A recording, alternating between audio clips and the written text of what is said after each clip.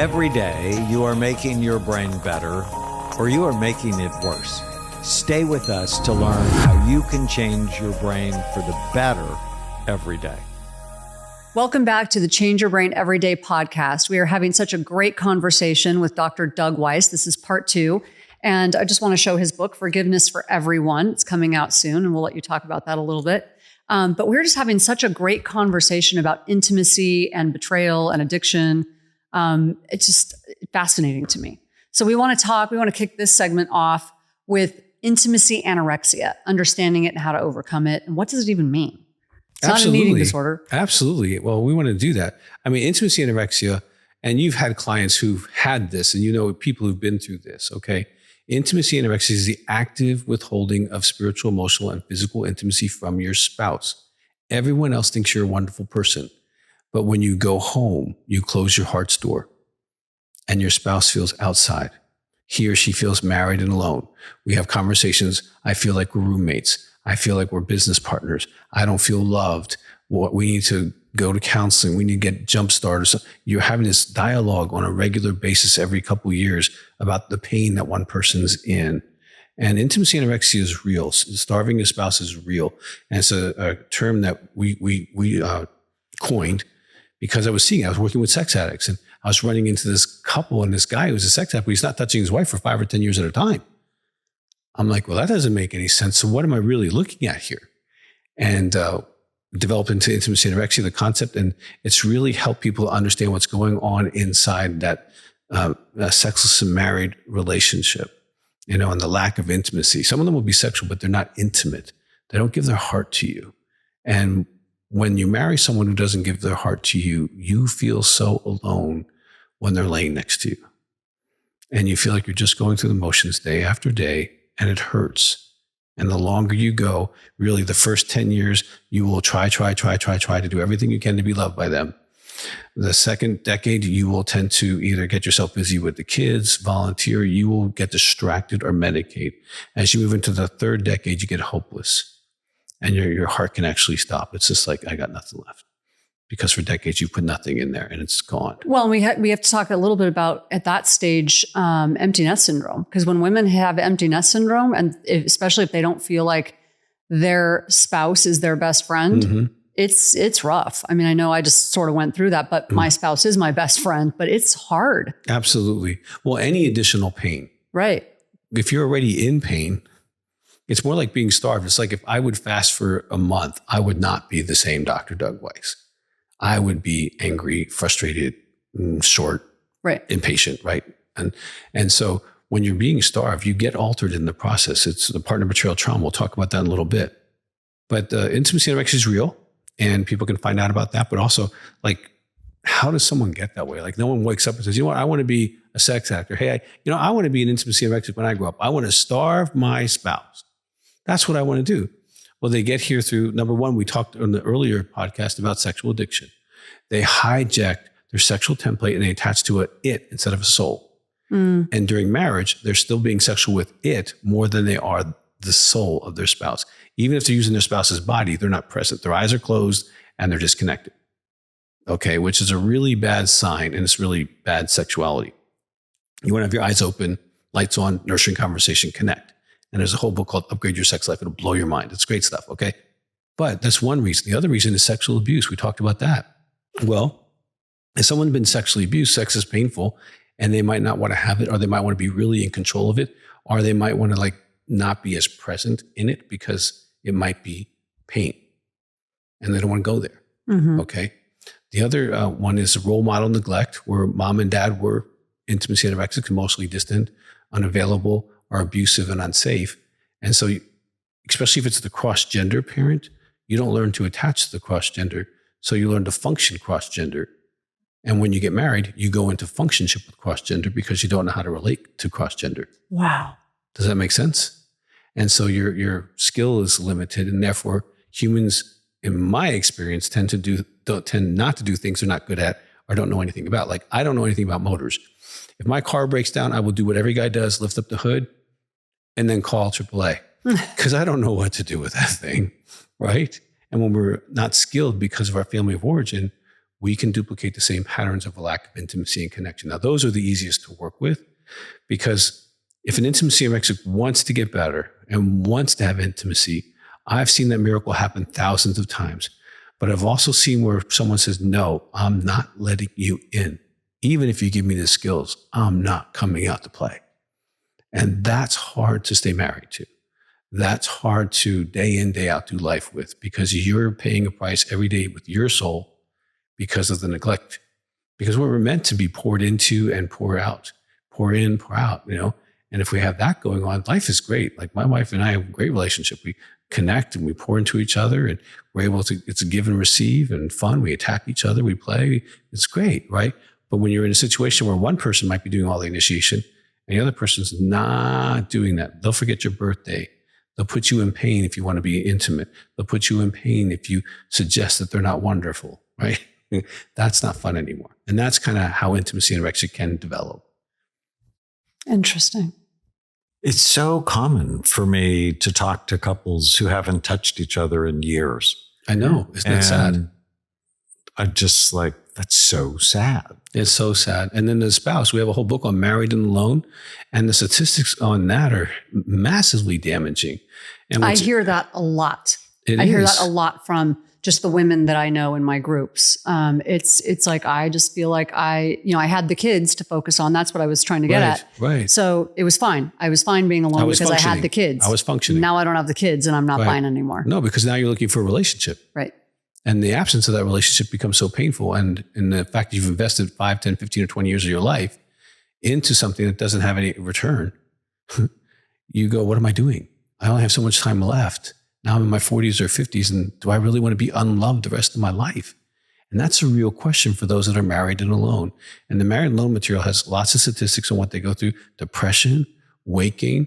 I did a conference one time, in a women's conference, and a lady came up to me and said, I think, she said, would you pray for me or something like that? And I looked at her. She was significantly overweight. She had low self-esteem. And I could just tell I said, I don't mind doing this, but go home and ask your husband if he's looking at pornography. Okay. Because she had all the symptoms of that. But she was also living with intimacy anorexic, being starved. And a woman who is starved is different than a woman who's not starved. And a man who is starved is different. Okay. And that does make you vulnerable. If you're even reasonably attractive and you're out there and you're starved, the other gender can smell it. And they can go, oh, well, that's not being cared for. Right. Like when you see a car that's not been washed, you can sense it and go, wow, that's interesting. And then they start complimenting, and it can get into trouble. Okay. It's still, you make your own choices in that situation, but the pain is real. Actually, in the book, Partner Betrayal Trauma, you'll find this fascinating because you like to do research.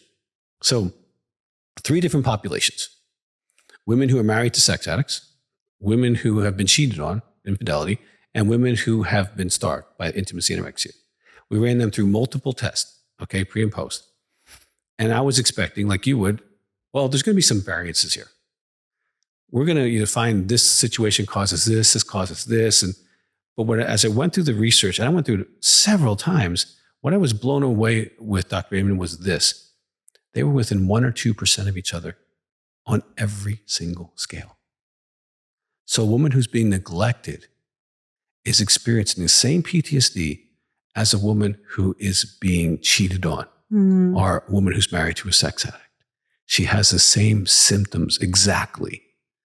And so they're the kind of the silent pain that we don't hear, except for like you and I. They come to our office and they say, hey, we haven't had sex in 10 years, 15 years. Are there gender differences with intimacy anorexia? No, but I can say that a male anorexic, because men and women, girls are supposed to be good and guys are, we're allowed to be not so good. But so when you tell, not fly. I know it doesn't fly, and it's not true, but culturally that's kind of the thing. So when a female anorexic, you tell her that she's not being good, she has a real problem with that, because they're in an object relationship with self as well as others. So if they're not in the good box, they feel like they're in the all bad box. They're either all bad or all good. And intimacy anorexic is doing some very bad things. Okay, it's not kind to starve somebody of physical affection. It's not kind to not praise them. Okay, it's not kind to continually point out the 2% you don't like about them when they're 98% perfect and you're less than that. Right? Okay, And it just continued to build this wedge, and it's intentional. That's the thing. We have a DVD about that, and when we call it Pain for Love. I'm thinking of a patient, and if you're married to a narcissist who really just sees themselves and they don't see you, right? You're sort of married to an intimacy anorexic. You will experience the same symptoms, but for different reasons, right? Just like I have a lot of ladies married to sex addicts who think they're narcissists. Well, we've done studies on our MMPIs, and ours were lower than the general population because the symptoms of narcissism was based on the addiction, and the immaturity of the addiction was based on a characterological problem. Does that make sense? That's really right. What if you really are married to a narcissist? If you're married to a narcissist, they're married to themselves. Right. But this is what's similar. The similarities are, and we have a DVD called Intimacy Anorexia, Sex Addiction, and Narcissism. Okay. So there is a whole hour and a half of me explaining this. Okay. But this, the symptoms are the same. They're both an object relationship, a narcissist and an intimacy anorexic. So you're not real. Okay. You're part of their thing. Okay. So in that way, they are the same. They are both married to themselves. Okay. And they will both let you pay the bill. Okay. So if I'm in pain, I'm going to hurt you. If you're going to, in any way, we have to they're married to themselves. Both married to themselves. Right. But you pay the bill. Right. You're paying the price. Because suppose someone who's been withholding for 20 years and then you have to pay them alimony. Well, there's that. That That can cost you. No, but that's a valid point. But I think I'm talking about the day in, day out. Yeah, or when they go to get divorced and that person looks at you and goes, "What's wrong? Nothing's wrong." Well, they're not in pain. See, that's the problem. Right. They don't understand why there's a problem. The intimacy anorexic isn't in pain because they're not desiring intimacy. Right. The person who's more normal, who wants intimacy, is the one in pain. Like, I don't understand why you have a problem with this. Right. Because they're getting their needs met. They're getting touched. They're getting praised. They're getting their birthday celebrated. Okay. Just by themselves. No. If they're married to a normal person, you're going to buy them a Christmas present. You're going to buy them a birthday present. You're going to praise them. Okay. You're going to touch them. You're going to want to pursue them, right? Because you really do enjoy them. So they're getting a lot of their needs met. You're just not. Right. Okay. And so that's what I mean by paying the bill. It's kind of like you're doing all this initiation, but eventually you find out that it's not being reciprocated. And then you emotionally, and also if you try to call them on the carpet, you're the one who's going to get blamed.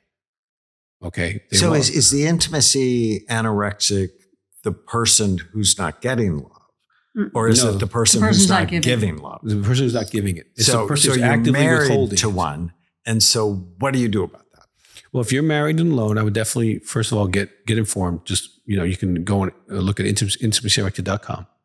Get informed. Because you'll be reading your life story in the two books, Intimacy Anorexia and Married and Alone. You'll be like, oh my gosh. And we get thousands of phone calls a year because of that. It's like, this is what I'm dealing with. I didn't know what it was. Then get help. They can do intensives. They can do phone counseling. But it has to be in connection to that. Now there's Intimacy Anorexia book, workbook, step book. There's groups. But help us with this podcast. What are some steps? Yeah, practical people tips. Can do if you're married to an intimacy anorexia? Well, again, find out, make sure it is what it is. Okay. All right. And if it is intimacy anorexia, then you can ask them to read the book or watch the video. I usually say, watch the video together. And if they get up from that video and they're angry and mad at you, you're not in a situation that's probably going to change. Or if they say, I don't know what you're talking about, everything's fine. If this is like, oh my gosh, this is me. Now there's hope. There's hope. So what do you think? What are the chances that they're going to, that someone who's doing that is actually going to go, okay, I have a problem. We've had many. Really? We've had many who, I'll never forget this lady who called the office and said, I just watched your DVD. That's me. And my husband is in so much pain. I can't believe I've done this to him. Because sometimes you just don't know what you don't know. And sometimes, like, you've written many books and you give them paradigms and people will say, oh, well, that paradigm fits. Oh, that helps me because now there's a solution because now I have a paradigm that makes sense, right? And when you give them a paradigm of like intimacy anorexia, and it works and the solutions work, they're happy. And some people don't want to be that way. They don't want to be withholding. They don't have the skills to do it. And the work gives them the skills to do it. And then they start liking intimacy. I can't tell you how many, I can think of hundreds of, not more than that, probably more than 1,000, where The intimacy anorexic was the one who was really loving it. It's like, oh my gosh, I can share my feelings and it's safe.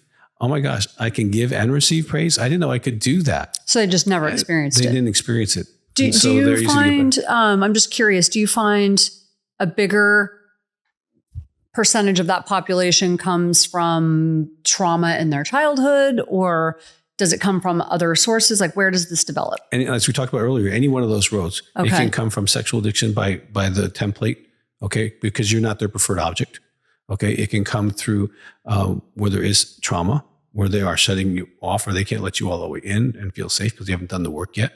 And it can come from role model neglect in parenting or an attachment, lack of attachment to the opposite gender parent.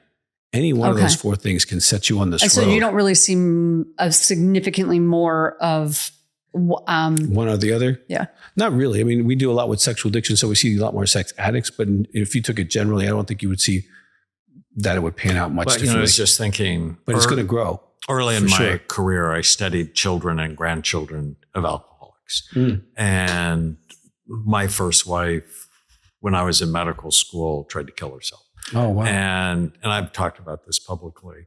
And I took her to see a wonderful psychiatrist. And I came to realize if he helped her, which he did, it wouldn't just help her. It would help me. It would help our children. It would help our grandchildren.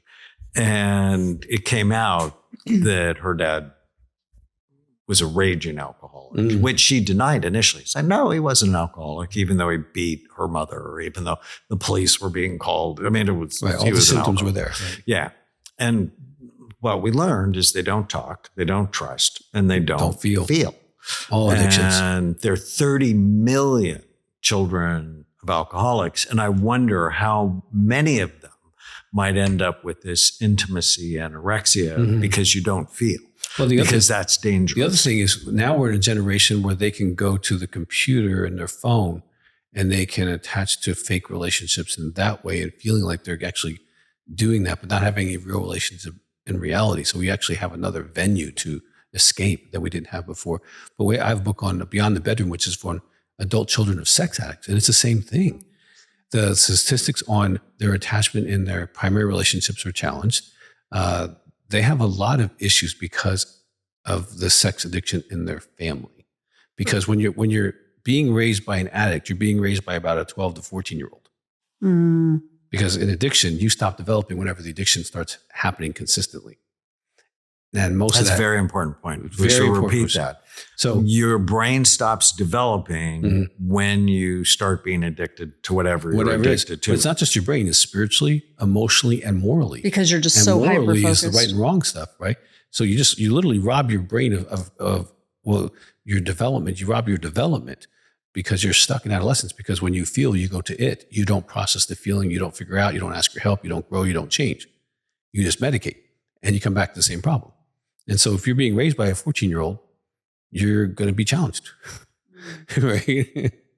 You talked about spiritual anorexia. What did you mean by that?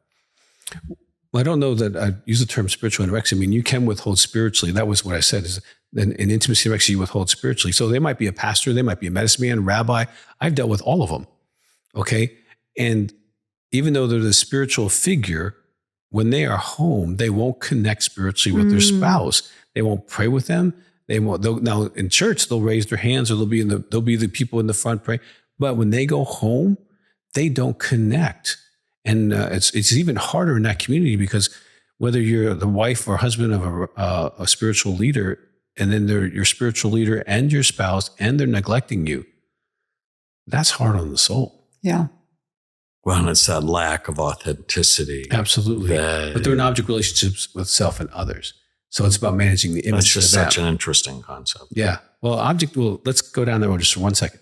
Object relationship is basically where people have no value. That's why as a narcissist, they can lie, or as an anorexic, they can withhold, etc. People have no value. Okay. There are no rules and there are no consequences. That's my worst nightmare. Okay. Now, the reverse of that is relational reality, which is people have value. Like we've committed our careers to helping people because they have value. Okay. There are rules. We didn't write them. and there are consequences if we disobey them, right? And those are two different operating systems, but they're inside human beings. And they're working off of one or the other. And you got to make sure you're working with someone who's on the same program as you are.